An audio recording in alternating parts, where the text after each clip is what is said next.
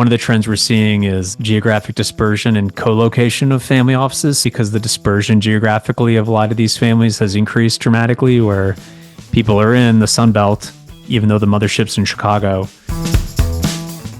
Welcome to The Derivative by RCM Alternatives. Send it. Hey everyone, Brian Adams here, partner at Mack International, here to talk about all things family office, talent, and search on The Derivative.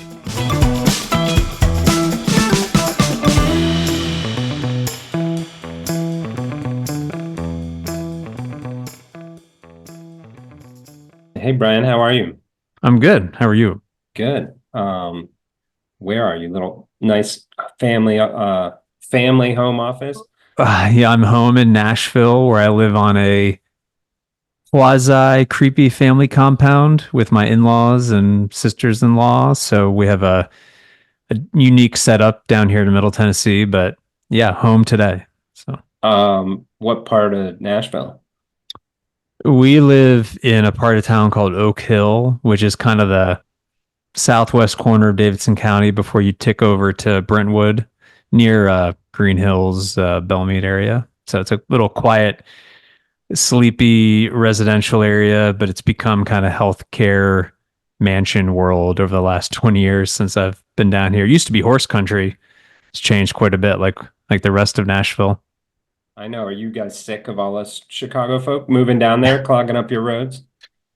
There's a lot of California tag G-Wags rolling around these days, but I think it's 90% positive. I spend a lot of time in cities that would kill for our problems and our growth.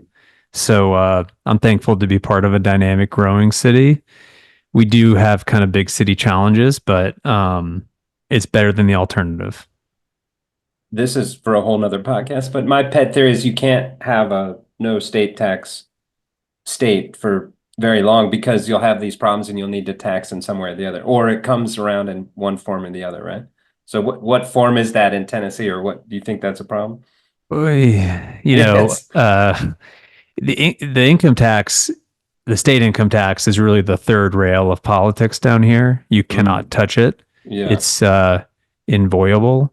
So it's kind of a non-issue, frankly, because nobody will go near it. But yeah, listen, we suffer from poor infrastructure, really poor schooling. The saying down here is thank God for Mississippi and Arkansas. Otherwise, we'd be last in a lot of nationwide rankings. Healthcare is a real challenge. So it's not without its drawbacks, but it's just a non-starter from a political perspective. And, Nashville is a very liberal city amongst a very conservative state, which I think works relatively well because not much can get done, which is a good thing. I think government functions well when it doesn't do too much. And so I think we've hit a nice sweet spot. We have problems like everybody else, but I'm on the road pretty much every week, and I get the chance to go to almost every city in America. And on the kind of top 10 checkbox, I think we hit almost everything. No state income tax. We have a balanced budget, AAA credit rating bonds, really pro-business, 4 seasons, no imminent natural disaster challenges, no state income tax. Chicago argument without the state income tax. Like, we have no natural disasters. It's a perfect place to live. Only human created disasters in Chicago. Yeah. But yeah. Yeah. So are you born and raised down there? How'd you get started? I'm from New York originally. I married a Okay. local. So my wife is a native Nashvilleian. We met in school up in New England, and I've been here about 20 years. So an adopted son, and my wife's whole family is still here. So it's quasi home. weird compound. On the quasi odd, 90% of the time it's great. 10% things get weird. So Where was school? I went to a small all boys military prep Oh, school in New York. And then I went to Wesleyan University, small oh liberal arts yeah, school in Connecticut, where I met my wife. So, I know. I was Union College, small liberal arts in Schenectady, New York. So yeah, I'm from Albany. So there you I've go. I've skated at the Union rink many times. Beautiful rink. I'm a Nice. big ECAC hockey fan growing up. I had a good buddy, Chris DiStefano, that played defense there. And big deal when they won the national championship a couple years ago. It's great. Yeah, what was that? Oh, five-ish maybe? I Gosh, think they're yeah. just putting in a new rink actually. Oh, nice. Yeah, Yeah. I had some. We had a pretty competitive hockey program, and I think I had one or two guys played there. Certainly at RPI and Clarkson and some of those schools. And yeah, I don't get home that much, but Schenectady, it used to be an incredible place, and Union is an incredible Like in school. 1930, you mean? Yeah. Yeah, when GE was a big presence there, and the Tri Cities were a different place than they are today. My family's been in that part of the world since 1640. Ooh, So a lot of history in the Hudson Valley and upstate area. love it. Yeah. And then what's the work background before you got into working with Mac? I was an attorney, so practiced for a couple years, and spent a lot of time as a real estate entrepreneur. So I was a fundless sponsor, syndicating capital, doing industrial value add, core plus, did some retail, some medical, a little bit of office, but that was a big part of my career before joining Linda as a partner a couple years ago. And then was that led into you were calling on a lot of family offices for syndicating for getting capital together? Unsuccessfully trying, yeah, Yeah. getting a lot of no's from people. Yeah, it was just kind of a odd circumstance, like serendipitous connections that got me. I actually knew Linda. My wife's family has a family office here in Nashville. I knew Linda through the community, and it just she was everywhere. People just know Linda, but I never thought about search. I never really spent much time talking to her directly, but through an odd series of connections and conversations led back to her, and she was looking for a junior partner. Timing was really good on my part, and it's worked out really well. So the business is a terrific business, and we're very busy these days. We'll dig into that in a sec, but it's funny to hear you say unsuccessfully calling on the family offices because to Yeah, me, going in there to sell hedge funds and you have your nice monthly table and that would their eyes would gloss over and they're like, no, just show me the multi-unit and tell me the right IRR and what I'm going to make on this thing. Like, don't show me these sharp ratios and all that. yeah, So yeah. in my opinion, you had the better seat going in there with just, hey, we're putting up this multi-unit in Franklin, Tennessee. It's going to be great. Yeah, I think the challenge is I think again my efforts are at this point 5+ years dated. So many of these families already had allocations to real estate, and Mm, many of them are vertically integrated themselves or have really trusted sponsor partnerships they work with for a long time, and they become quite savvy. And so, you know, my pitch for many of them was just I was a friction cost for them that they could execute on their own. Um, and so it was very hard to differentiate. It's a very crowded marketplace, or it was at the time. It's probably even more so now. And so it's very difficult to differentiate my flavor of ice cream versus others. mm. What was your flavor?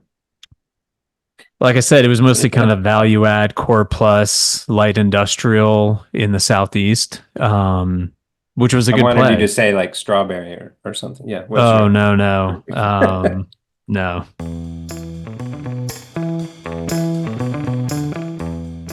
So a little unique. I don't think we've ever had a search firm on here. There's not many of us in the family office world, so Yeah, there's tons that are right. Usually it's kind of spammy, right? When you're dealing with a search group in the executive space, or I get all these right. emails of like seasoned real estate vet looking to run a portfolio, blah, blah, blah.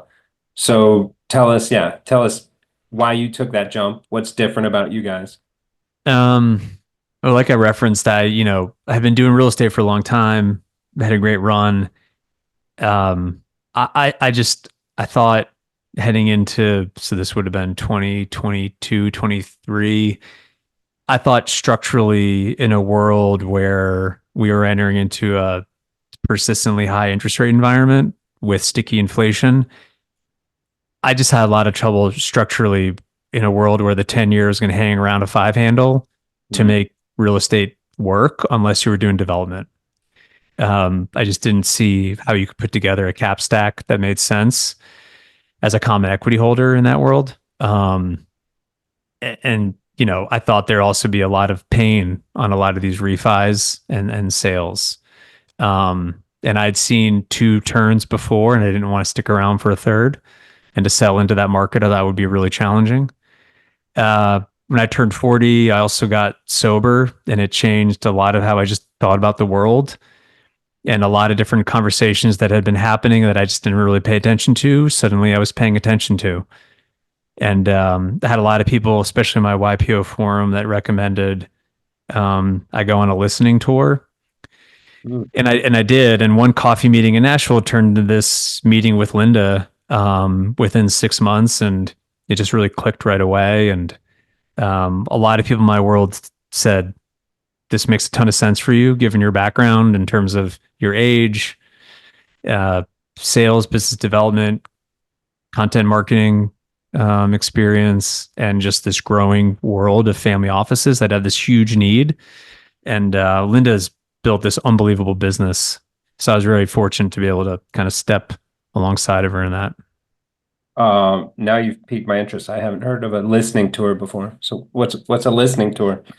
So there's a concept called informational interviewing where most people, when they have coffee with somebody, they kind of, use the usual, tell me about yourself. What do you do? Where are you from? Blah, blah, blah. And it's just kind of a very kind of preliminary conversation. A listening tour, informational interviews are where instead of, just doing the high level, you really dig into the pivot points, what we would refer to as a lifeline, why you made the three big decisions of your life professionally, the pros and cons of those decisions, if you were to autopsy them, what you think you got right and wrong, and then really digging into what the person does today, what they like about it, what they don't like about it, how much they get paid, what comp looks like, Mm. and if there are tailwinds or headwinds in the industry. And so I just spent a lot of time, and I had the fortune because of YPO and of some other organizations, I had the opportunity to learn about a lot of different business models. And real estate's great from some perspectives. Others, it has real challenges, but search was pretty much everything real estate wasn't. Really asset light, no debt, no capex, larger margins, bigger kind of pass through deductions.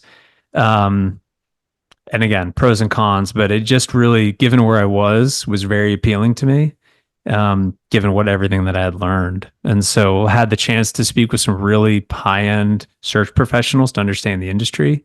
And it just all signs pointed to, taking a chance and moving forward with it.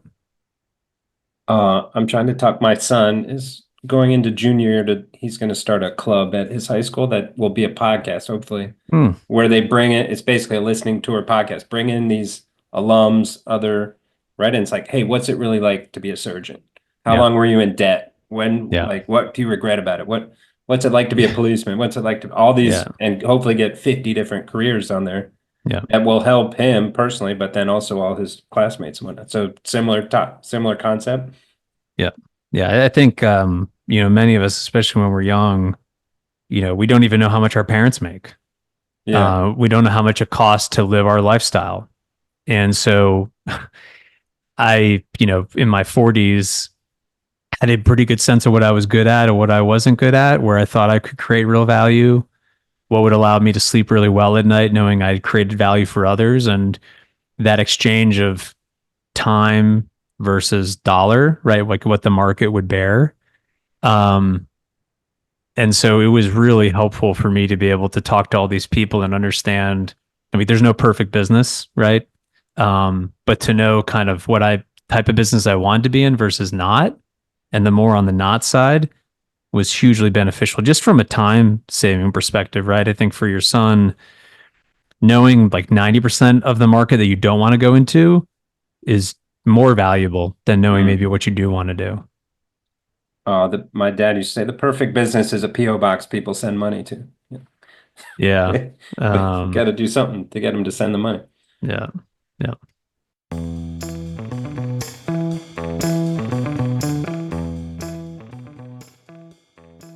Why family office search? Talk a little bit about that. Um, I did a market mapping and talked to some people in the industry who I really respected, some people that work with really big single family offices or work within a really large single family office. And I said, what are your biggest challenges? Like, what keeps you up at night? Where would you allocate resources? Where would you impart your value, time and money in return for a solution? And it was really talent and technology were the two themes that kept coming recurring over and over again. So I thought, well, I don't really know much on the tech side, and I feel like I'd be pretty far behind trying to be a tech person. But talent, you know, I know how funnels work. I know how CRMs work. Um, I've been a networker for 20 years doing what I was doing on the syndication side. I built a platform for 5,000 accredited investors. Um, and so I felt pretty good about that side of the world. And and then it just became a function of who's really good in the space, like who's the best. Hmm. And Linda's name was everybody I asked, she was on everyone's list, and she was first on everyone's list. So it's pretty much a no-brainer from that Yeah. perspective. Yeah, and But we're the only. you're Go making me ahead. mad I don't have Linda on there.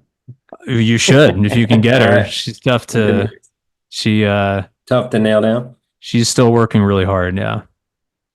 So let's back up a hair. What does family office mean to you, or how do you guys define it? How big are they? Give us some kind of the guardrails of what you view as family office space. Yeah, so it's a term that gets thrown around a ton. It's become a marketing gimmick for a lot of people. So, the way that I typically define it is a corpus of assets meant to maintain a certain quality of life over a long-term, multi-generational time horizon for the benefit of a set of lineal descendants. Basically, a private wealth management firm for one family for the benefit, and the clients are only family members. Beyond that, you can see all different structures and iterations on that, but that's kind of legally, definitionally where you start. From there, the variations are kind of unending. Um, so that's usually how I define it. And what about assets? It's like, all right, I've got 250K. I'm not thinking about starting a family office. Like, Yeah, so where do you see them start to think about it? um, I think today it's a $2 or $3 million run rate annual overhead, and about the same on a startup cost basis. So if you just kind of do, if you're paying I don't think anyone pays 2% anymore, but 200 basis point asset management fee, the numbers start to make sense depending on what you're solving for at 250 to 500 million. I think to really have a full blown professional institutional setup is probably closer to a billion. Most of our families are north of a billion. Just that's the world that we live in. But it's definitely become more expensive. Um, Yeah. Like but dig into that. What am I getting for my 2 to 3 million a year? Just staff or what else is there? so the rationale and the why behind, folks forming these entities is typically customization, privacy, discretion, and control. And so, you know, you can have lesser amount of assets and still want to achieve those goals. And if you want the entity to be um, like a net loss proposition, that's totally fine. If those are what your overarching goals are going to be. If you want it to be net neutral or revenue positive, it's going to be very challenging to do that um, unless you're really allocating pretty significant resources to it and you have a large amount of kind of liquid assets, in my opinion. Um, What was the second question? Yeah. Like, what do I get for Oh, that spend, that annual spend? yeah. So most, it depends. The three big pillars for this, in terms of the startup is, or the reevaluation. One would be who the clients are, defining the clients themselves. Most of the time, it's the lineal descendants of a certain matriarch or patriarch. But there are many families that say significant others are included, or potentially key stakeholders or constituents within an operating company that had a liquidity event. So a group of Hmm. GPs or a group of owners, they could all be considered clients. You need to define your client cohort. The second piece would be the scope of services. So you could have a holistic full service family office that provides concierge, travel, executive, administrative, investments, accounting, tax prep, tax filing, investments, across the board. Or it could be limited. It could just be administrative back office. So just bill pay and taxes, or it could just be an investment firm. Again, it doesn't really matter, but you need to define the client's scope of services. And then that really dictates what needs to be insourced versus outsourced. And that goes back to kind of what your value proposition is. If you really value taxes, then you should insource it. If you don't really care that much and you just want generally like the taxes to be filed in a timely fashion, outsource it. Once you have those three kind of big decisions, then you can put together a business plan for the family office with its own P&L budget, and then you can kind of go from there. But those are the three big decisions you need to come to before you can determine, hey, what's the why here and what does success look like? And do you see that's the patriarch or matriarch typically making that decision or it's been starting to get passed down and people are scrambling of like, hey, this is too complex. We need to form a group to handle all this. So usually, for a de novo, newly created family office, the services are the acute pain points being addressed. Yeah. So, I have a ton of liquidity. I need to allocate capital quickly. Let's start doing investments. Uh, I just had a liquidity event. I bought a bunch of houses and a plane and a boat. I need somebody to manage this stuff for me because it's overwhelming. My taxes are a mess. I just want somebody to take care of this. The operating company used to do all my bill pay. Now these people will do it. Hmm. That's usually how it starts. That's where the reevaluation occurs in a multi-generational family or with a new startup. You have the ability to blank slate it. But I think for some of these things, they should be reevaluated on a pretty consistent rolling RFP process. So bill pay, for instance, that technology changes pretty dramatically. It's probably a 12-month RFP. Investments, you probably want to stick with a manager more than 5 years, right? For attributable track record. So that's probably a 7 to 10 year RFP. But these things should be reevaluated. You should go to market. You should know what fees are, and you should be looking at performance. Most people really struggle with doing that if you're a family member or a principal. That's one of the benefits of having a third party hired gun professional manage this for you is they can have an impassionate view of this and they don't mind firing your uncle from your country club if they're not doing a good job. Right. Um, and so that's the crux, right? Like, okay, we're spending all this money to hire this person when we could do it ourselves, but it just becomes too much and it helps at a billion plus. You're like, hey, this is 7 days of interest payments or whatever. Like, of course, let's hire this guy or girl.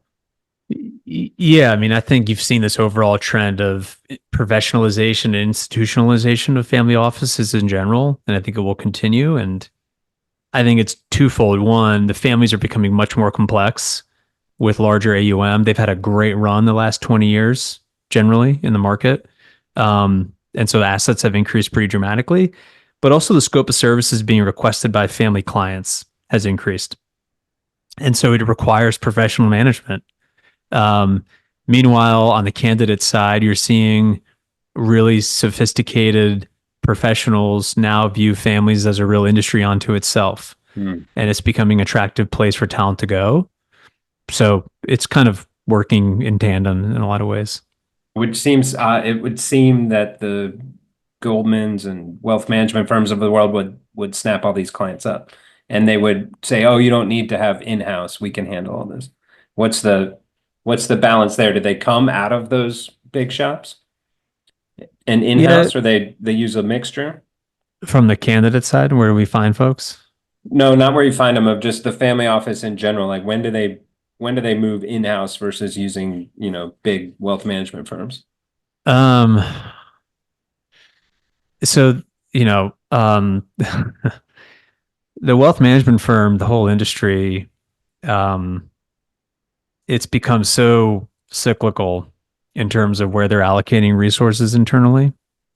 And they've managed to blow themselves up pretty consistently every 3 to 5 years. Yeah. And so it's really hard to find long duration relationships at these banks nowadays. Hmm. The shops that you and I used to know 20 years ago, a lot of them aren't even around anymore. Um, and the ones that are around, every 3 to 5 years, new management comes in and says, "Hey, we're not going to cater to these ultra high net worth individuals anymore. They don't drive any revenue." 3 to 5 years later, they say, "Hey, this is a great cohort we should focus on because we can cross sell and upsell into them. We're going to launch a family office platform," like over and over again. Yeah. And so what mostly happens is families will have three relationships with some of the bigger platforms. And it depends, right? If you're an operating company, embedded family office that has a very active business, you probably need balance sheet capability and capacity. So you're going to work with JP Morgan. Like it's very tough. Okay. If you need a corporate trustee and a custodian, you're probably going to work with Northern Trust. If you want access to IPOs and you need kind of investment banking expertise, you're going to work with Goldman. And so I think they pick and choose. And that's where this person or the team internally is helping guide the family to know, okay, we need to work with this individual at this shop for this specific problem, but we're not going to work with them on asset management because they're going to tear our faces off and the fees are ridiculous and performance is bad. And so we're going to pick and choose who we work But with we'll and put how. some assets there to get access, basically. Yeah. So I think it's kind of a case by case for most families, but and frankly, once you get to be a certain size, there's only a handful of groups that have capacity. Mm. Um, and that's one of the interesting things about the business is you look at a UBS, for instance, great platform, they're digesting the Credit Suisse deal, but they don't really have balance sheet capacity in the domestic US. And so, they're great for some things, not great for others. And having a professional that knows that space really well, for all kind of outsourced services is really helpful. Which is weird to hear you say the family offices are in need of balance sheet when usually they are the balance sheet. So what are some examples of what they're doing with where they're needing some balance sheet? Oh gosh, no, I think they all have leverage needs. Certainly if they have operating companies, Hmm. huge need for credit facilities and balance sheets. Many of them, if they're de novo startup, they still have probably massive stock concentration. So they need to hedge that, but also be able to lever it to get further liquidity and diversification.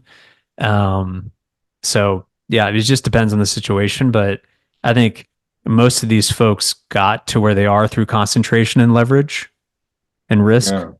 And the ones that want to continue on, because from their perspective, it's a tough job. You've got, let's call it 3% inflation, even though you and I know it's more than that, especially for this cohort when you're looking at private education, high end residential, travel. It's probably more like 5 or 6%, maybe more. $700 breakfast at the Four Seasons. Yeah. Yeah. Well, spend rate's different, right? So inflation, 5 or 6%, spend rate, call it 4%, plus Mm. the exponential growth of the family. You've got to be clocking north of 10% annualized returns to keep that going. It's challenging.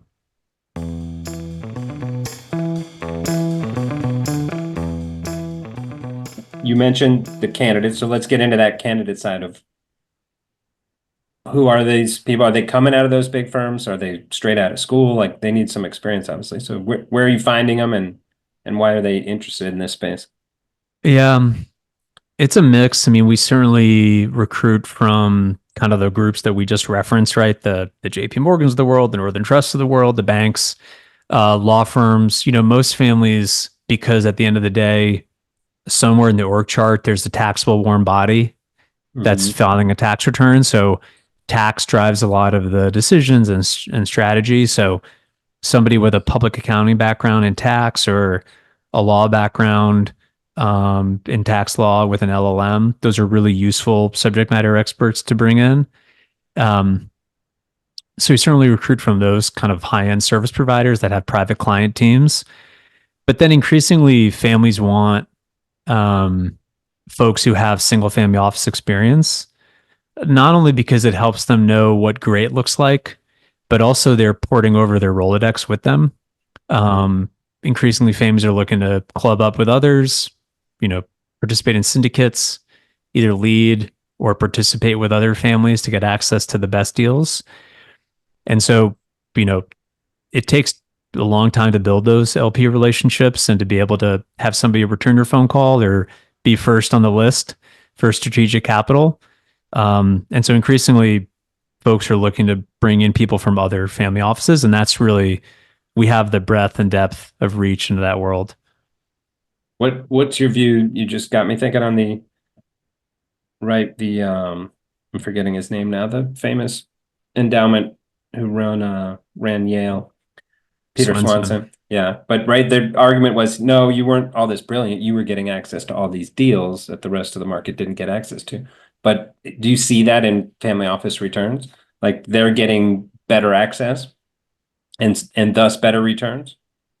I mean, it's a difficult question because they're doing a million different things, but in general, do you see they definitely do get better access, more access?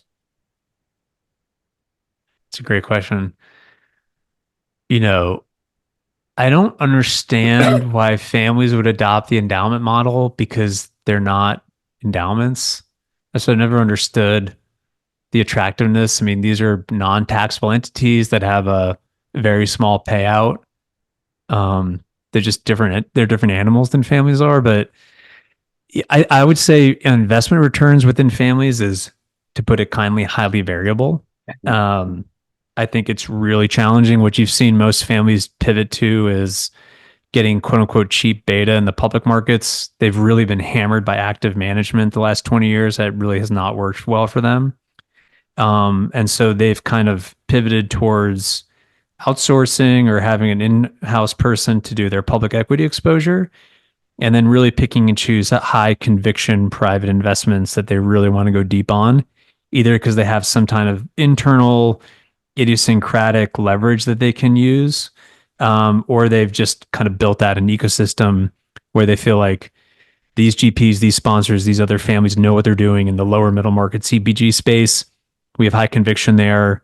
We're going to allocate 20% of the portfolio, and that's where we're going to get our alpha from. That's how most families are thinking about it now. But it really depends on how much assets you have to allocate and how much liquidity you have.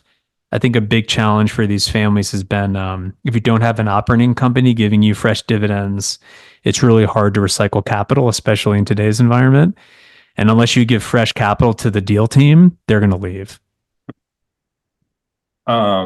All right, and back to the candidate side. So you're peeling them out of those groups. What else? How do the new guys get into those groups, right? Like, how does it keep refreshing? It doesn't seem there's enough family offices I guess that's a great, let's step back. How many family offices in the US do you guys do go global? We don't do really any global work. Linda did pre-COVID. She did some work in mainland China, mostly Hong Kong, Singapore, and then Western Europe. Since COVID, I haven't done any of that work. I know she really hasn't spent much time there. I have some connectivity to London, but I don't spend any time abroad, and we can get into why that is. But it's mostly domestic US. Um, I think the number's higher than you think. You hear a lot of numbers thrown around. I think it's I think it's well north of 5,000, maybe Hmm. near 8,000. Of a billion and over? Yeah. Wow. Um, Even still, so I guess that's enough. But so they need to get you out, you're pulling from all those 5,000. How much turnover there's there between all those? Because the family obviously wants someone for 20 years, right? They want that person in that seat forever. Yeah, they want Become a longevity. trusted member. Yeah. Yeah, it's a big focus for them. Yeah. What we've seen is more of an alignment around compensation. So more families are doing sophisticated structuring, much like private equity firms today, to have kind of aligned incentives, but also retention strategies. Hmm. We always say it's really hard for us to poach a well compensated, um, happy professional from another family. It's difficult to do because they could be incredible jobs. Now, the challenge is structurally within a lot of these family offices, even the big ones that have big org charts, just because of the size and the nature, oftentimes you hit choke points. If the CEO is in his 50s and he's really happy Hmm. and he's doing well, he might, like to your point, he might stay 30 years. Yeah. So you've got to go out to go up. And what do they typically need to relocate? Does family want them near home? Yes. Yeah. I think that's the biggest disconnect in the marketplace today is candidates still think that they can work remotely or hybrid or commute, even super commute. And families for these type of roles that are big roles, big positions, families expect them to be in the office 5 days a week, if Hmm. not seven. And they really want them to get ingrained in the community. And so they expect the whole family to move, the kids to get into school, you to join the country club, participate in the local charities and nonprofits and the whole shebang. That's a big focus for families. And given where comp is, I think it's completely rational that families would want you to do that. And for these roles, they're also expecting leadership development. You can't really do that remotely. And right, we can get into some of the crazy, like, do you hear about some of these families and like that's how they made their money? Unbelievable. Like I remember a family down in Georgia, and the guy was taking the grease out of all the old fry shops and chicken shops and then making candles and stuff out of it, sold it for 800 million or something and created some. So like the different types of companies is just always astounds me. Yeah, it's incredible. I think one of the big realizations for me is I had an appreciation for obviously family entrepreneurship. My wife's family has incredible history and lineage and goes back a million years. But the the reality of, I mean, private enterprise and entrepreneurship drives so much of the American economy. It's remarkable. And just the ingenuity and creativity of how people created this wealth, to your point. I mean, I remember talking to a family once, yeah, and I can't go into details, but kind of talking about how they got started and what they do. And so what, what's the story? Like what happened? And I said, oh, well, my grandfather invented the seatbelt. And Mhm. you're like, whoa, it's pretty cool. It's great though. Yeah. Good for society. Good for them. The flip side is my grandfather invented the Harley Davidson. That's My cool. my great grandfather was a Davidson, but there was no family office. There was this. The company was going bankrupt 30 years later. Yeah. So, I mean, but to your it's, need, like the need for a family office for, do you see, do you have a chart of like without a family office, the assets will evaporate in X years, X generations? yeah, I don't have, obviously, this is a really opaque black box space in a lot of ways. Yeah. I think it's becoming more transparent and families are becoming more outward facing and there's much more literature and data around it, but it's still very tough. Um, I would say one of the what I kind of sometimes we get phone calls from folks that their advisor says you need to talk to these people and they're a first generation wealth creator and they say, hey, like I don't need this. I don't need a family office. So that's fine. And we kind of say, well, tell me the story. And they tell the story and they say the number. And my and I use a YPO modality where I don't give advice, but I give experience share. I usually will say, hey, listen, in my experience, when you have this much money, this is enough money to screw up your grandkids. Hmm. You have an obligation to either create structure and governance around it in the form of a family office, or you need to give it all away. Your choice. Yeah. Your But that's choice. the responsible thing to do. The irresponsible thing to do is with that much liquidity, that many assets, to just have a distribution policy based on nothing, or to have some kind of estate planning where when your kids turn 20, 30, whatever, Yeah, they get 50 million bucks. Yeah. it's just, I think that's irresponsible. You should either have structure and governance around it and take it seriously like a small business, or you should give it away Hmm. in your How lifetime. many opt to give it away? Increasingly more and more. We see a lot of wind Yeah. downs and a lot of sunsets now. Um, you know, uh, there's a lot, I mean, obviously Buffett, Gates, there's a lot of folks that have signed the giving pledge. And yeah, I mean, I there's no judgment associated with it, but I think you're going to see more of it too Yeah. moving Well, forward. is some of that just optics too, right? Like Buffett, I'm going to give it all away, except I've already created all these trusts and right, he's already created enough wealth for the generations where, yeah, that's self-sufficient now. I can give the rest away.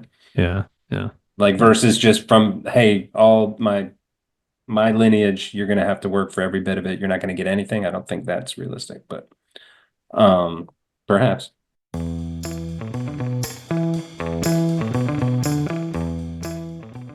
Going back a few minutes, I was going to, there's so many crazy stories that these people must live in crazy places as well.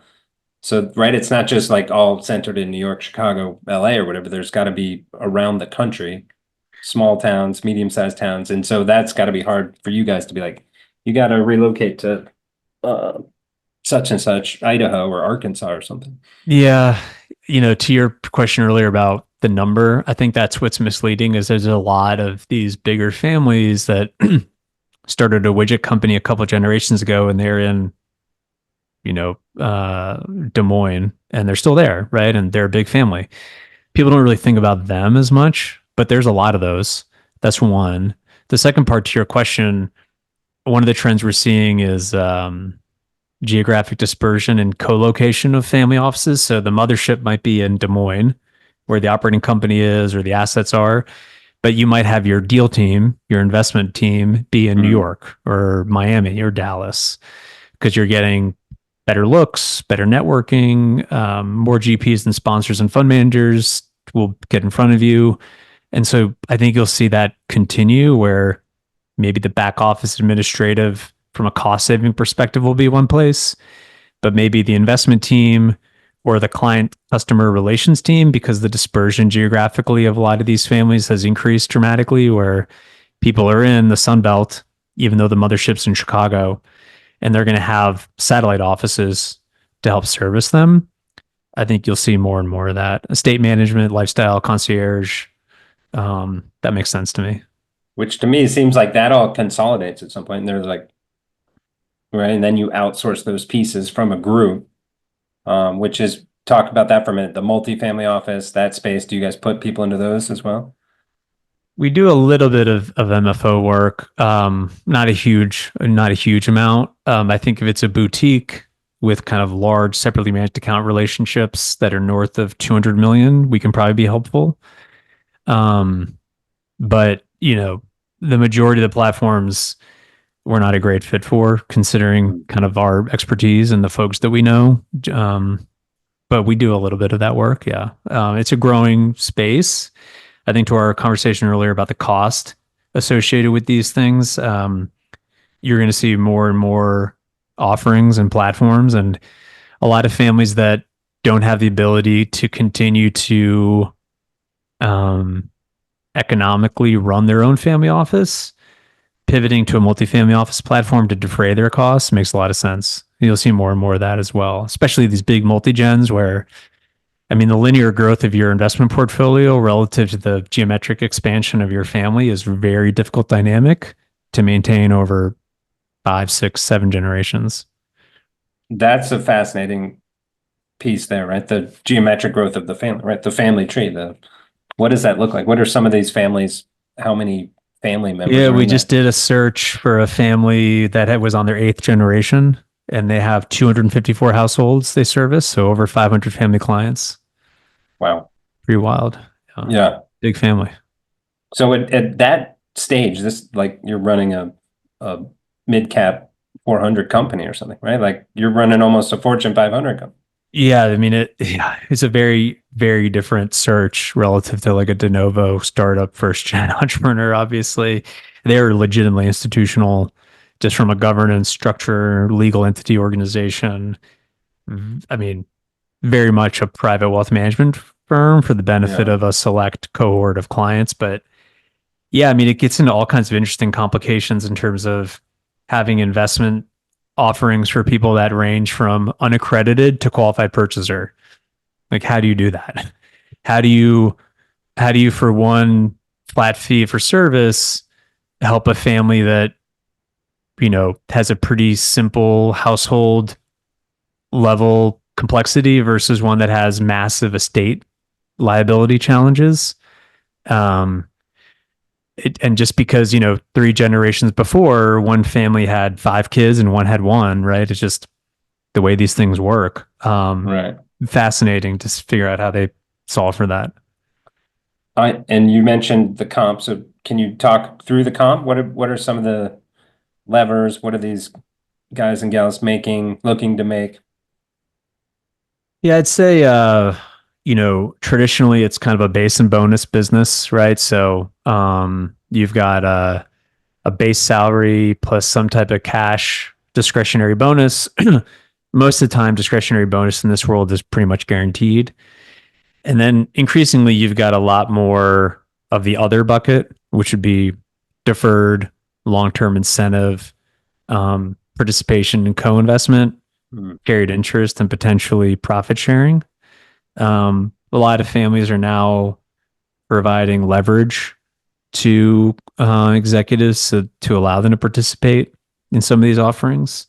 And they're all tying into some type of overall kind of strategic retention scheme, um, and an alignment of incentives. So you're seeing a lot more co-investment, less carry, profit sharing, not as much, but it's becoming pretty consistent. And what's it look like from a total comp level, if you're allowed to say? Oh, such a scary question, It's, with all kinds of caveats associated with yeah. it. But listen, I think it's tough to get a professional with, you know 20 years of experience. Um, it's tough to get those folks for under 750 these days. Yeah. Um, I think all in, you're looking at 1 million for somebody who's really, really good and they really know what they're doing. um, but it depends, obviously. But yeah, and that would include all of the deferred and Yeah. Yeah.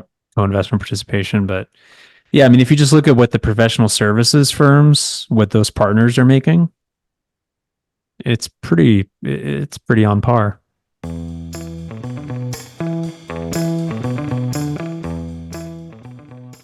What's the future look like for this span? Like more tech, AI, like where's it going to go? Or no, more hand holding.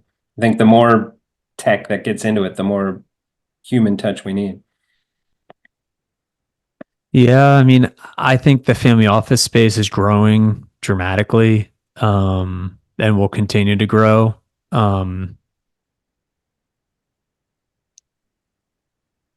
Tech is interesting. Most families are pretty slow adopters, um, but it's coming kind of just like on the wealth management side. It's all coming, and we're going to need it, frankly, because there aren't enough people. So, there's a lot of doomsdaying, and I don't know if we're all going to end up in kind of Terminator 2 style or not. I have no idea.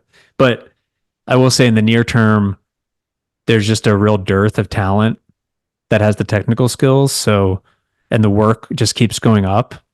I think the way I've experienced it myself is kind of, and I'm old enough now where I remember when computers and email were going to save us all and it was going to make things much more efficient and give us time back. And all it did was just increase our capacity for work.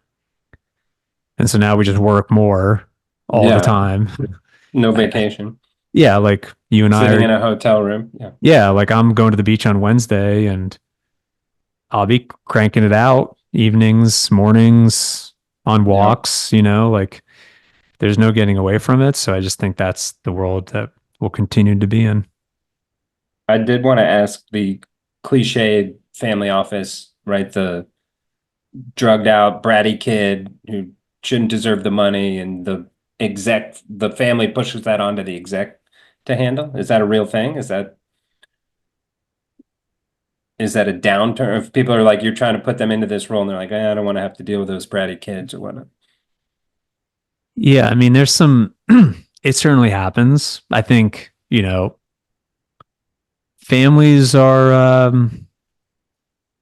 it's kind of like the equivalent would be like the military. It's a snapshot of our society. And you've got some folks that are, coming out of the Naval Academy at West Point. You've got folks that are enlisted, coming from really hard conversations and challenging situations. It's reflective of our overall society. I will say that you certainly hear some pretty bad stories, and I've seen some some pretty sad stories. I think to understand it better would be to say, fundamentally, if you're a first generation wealth creator and you work incredibly hard, you take massive risk, and you have huge success, and then you create dividend policies and estate planning structures to provide for your next generation so that they don't have to go through that suffering. The next generation then oftentimes looks to you and says, you robbed me of that opportunity to self actualize and self identify and to actually know who I am because of that suffering. And that's pretty much the dynamic. And that can be a really tough thing to navigate. Which from the head of the family, that's got to be so frustrating. Like, hey, I'm just trying to help here. Yeah, Yeah. it's two Didn't people try and- talking past each other because the first gen's saying, I did all this for you. And the second generation's like, you did all this for me. Yeah. Yeah. They're I saying didn't the ask- same thing, but they're speaking past each other. That's why the most effective, highly functioning families I know, they create some type of culture where there's the opportunity for self actualization in the next generation. And it doesn't have to be being an entrepreneur or making money, but it could be through nonprofit or giving or of service. But that's typically what you see for really high functioning families is some type of mechanism to unlock that. Because if it's not there, it's a very challenging place. Um, you have your own podcast. What's that called? And what do you guys talk about on there? Yeah, so it's a very creative. It's called the Mack podcast. So I've been doing it for 400 plus episodes. I ported it over from my old platform, and we talk about. I tell people it's any subject matter or topic that you want, as long as it's oriented towards the ultra high net worth or family office world. So I've done everything from esoteric private alternative investing to drug addiction in families and everything in between. It's really fun. I enjoy it. It's a great way to meet people. I crowdsource new relationships. That's how we met. Yeah. And so there's just a real paucity of decent content in the family office world. That's not a marketing ploy. Just trying to give people some actionable value. Right. That's such a mismatch, right? There's too many. The 98% of the content is like retail, how to trade options, how to do blah, blah, blah. Like Yeah. for probably not even 1% of what the assets of these families that actually need this content. And it's tricky because even though these families are becoming more outward facing and external, it's still, you can't really bring a CEO of a family office onto the show. So I've got to kind of be creative about how I address certain issues, but it's fun. I get to meet all kinds of cool people. So I enjoy it.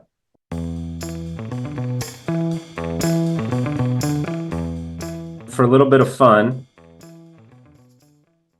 if you could travel back in time to any big market event in your 88 DeLorean, Back to Future style, what would it be and why would you choose that one? Yeah. So I think I'd go back to kind of the start of World War One, guerrilla Princip and the Black Hand and the assassination and everything that unfolded from that, because that was really the birth of the nation state in a lot of ways. And that 100 years, call it 100 years from where we are today, we're kind of seeing the nation state almost devolve in many ways. And so it's been fascinating to see the last like 100 year development of what were these big consortium consolidated governing bodies to these kind of micro states and the nation state, and people define themselves by who they weren't and who they hated. Mm. And now we're kind of almost going full circle where we're having like us versus them and these big blocks of countries that are having these loose affiliations, and all of these structures that we built up over the last 100 years to prevent these bad things from occurring are all going away. It's like, what happens next? Ooh, it's a big one. I thought you were going to go to, you're trading it, or you're getting someone in the family office of whoever Rothschilds to make sure that didn't blow out during World War One. Help them find a new CEO. Yeah. Yeah. There's a cool story of Napoleon. Was it the Rothschilds? I think it was. It was basically the first high frequency trading. They had a carrier pigeon that had reported that Napoleon had lost and flew over to England, and they were trading, and he knew I had this, and he faked it like Napoleon had won, the market sold off, then he bought everything. And then by the time the ships had come over and the horse to deliver the actual news, and the market rallied, which is the urban legend of how lots of money was made there. Oh, wow. That's cool. Yeah. Yeah. I tried watching the Napoleon movie, the new one, and I couldn't do it. Too slow. Joaquin Phoenix. I didn't Too watch slow. that one either. I had a flight to Seattle last week, and I was like, okay, I'm going to do this. 20 minutes in, I said, I'm out. Can't do it. I tried. You're more the new F1 movie speed. I got a lot of screen time in my life in terms of flying, so I'm always looking for new content. So if someone's listening and wants to run a family office, what they should give you a call, or what's their background got to be? Yeah, no, I mean, do you care where they went to school? Do you care? I mean, is it all the experience that matters? Culture fit, biggest thing. Mm. What's your why? How do you spend your evenings and your weekends? I care more about that than what you do, what your pedigree is. That tells me a lot more about who you are as a person. Which is unique, right? Like most of the times it's where'd you go to school? What's your background? What's your experience? I don't think that matters as much. Tell me about how you spent your Saturday when you didn't have to work, or maybe you did work. But that I think is much more telling. It's kind of like the ring of Gyges. You know, you can tell someone's true character when they're invisible and what they do. It's like, I like to know what people do on their off time.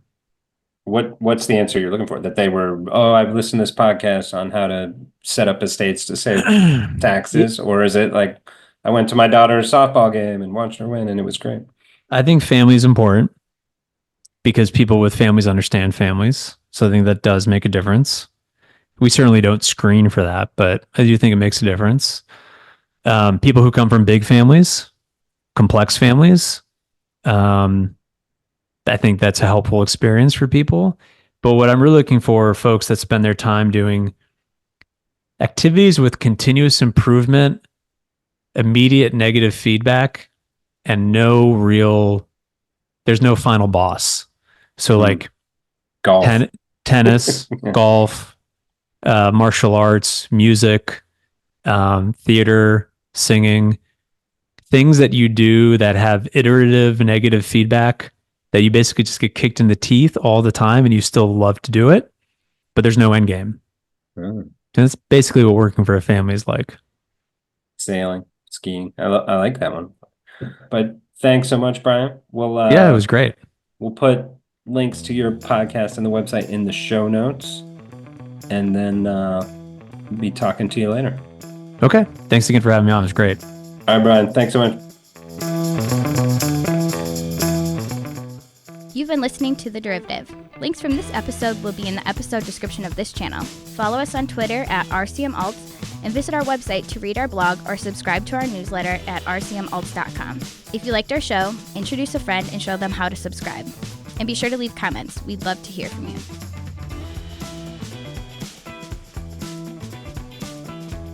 This podcast is provided for informational purposes only and should not be relied upon as legal, business, investment, or tax advice.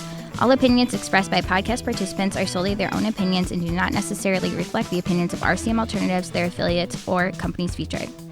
Due to industry regulations, participants on this podcast are instructed not to make specific trade recommendations nor reference past or potential profits, and listeners are reminded that managed futures, commodity trading, and other alternative investments are complex and carry a risk of substantial losses. As such, they are not suitable for all investors.